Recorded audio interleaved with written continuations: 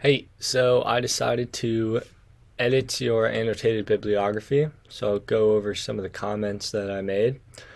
So the first thing I did was I guess I deleted this link here.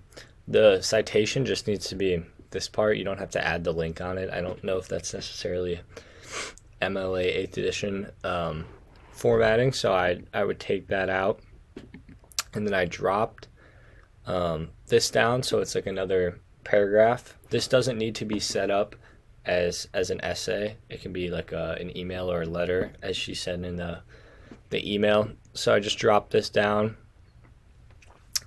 I made the comment over on this side.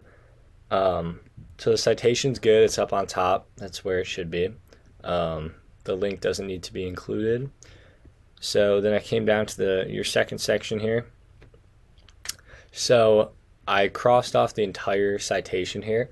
You only need the citation at the very top of your little paper right here. It's the same article, so you only need to cite it once.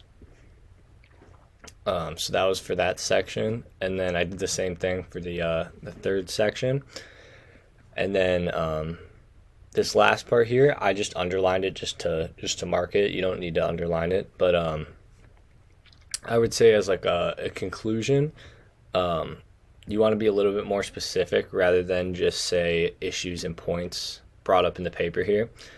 So I would say just add a little bit of something to the end of that.